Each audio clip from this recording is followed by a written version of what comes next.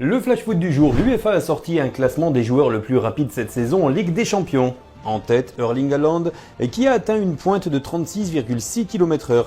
Juste derrière lui, Achraf Hakimi, le latéral droit marocain, a échoué de peu pour atteindre cette première place avec 36,5 km/h au chronomètre. Quant à Kylian Mbappé, il complète le podium avec une vitesse de 36,4 km/h. Au Real Madrid, Ancelotti explique sa gestion des tensions. Parfois, j'aimerais être une mouche pour entendre ce qu'un joueur dit lorsqu'il ne joue pas et rentre chez lui. De nombreux joueurs se sont disputés avec moi. Il y avait un joueur, je ne dirai pas son nom, qui, quand je parlais dans le vestiaire, se mettait une serviette sur le visage pour ne pas m'écouter. Il y a des joueurs qui, quand vous les laissez sur le banc, ont du mal à vous saluer le matin. Ils confondent la personne et l'entraîneur, a raconté le coach italien. Sélection espagnole, un responsable voulait Zidane comme sélectionneur. L'ex-directeur sportif de la fédération, Albert Luque, l'a reconnu.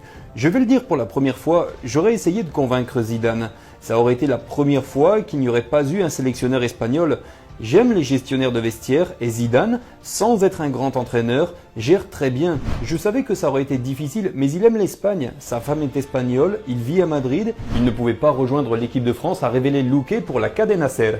À l'AC Milan, Conceição au cœur d'une étonnante polémique. Son assistant, Francisco Empis, a dénoncé le coach en prétendant qu'il s'était plaint des mauvaises infrastructures du club, d'une équipe mal préparée, de joueurs non professionnels et d'une direction qui ne le soutient pas. Problème, tout cela est faux selon le coach milanais. Francisco Empis a finalement décidé de démissionner. Je n'ai pas compris pourquoi mon ancien collaborateur a fait ça, a déclaré Conceição. Je ne sais pas si c'était par malveillance ou parce qu'il a été payé par quelqu'un, a-t-il ajouté. Le PSG vise Giovanni Quenda, mais Manchester United reste en pole position. Ruben Amorim est son ancien coach et ils s'apprécient mutuellement. L'été dernier, Paris avait tenté de payer sa clause libératoire fixée à 45 millions d'euros, mais le joueur avait déjà trouvé un accord pour prolonger.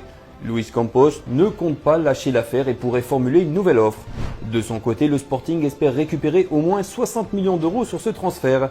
Reste à savoir si le club portugais préférera la meilleure offre financière ou respectera le choix du joueur. Et de nouveau à Manchester United, Casemiro aimerait jouer plus. Bien sûr, je veux jouer plus, je veux avoir plus de minutes, mais c'est le coach qui prend les décisions et j'ai beaucoup de respect pour lui et pour le club.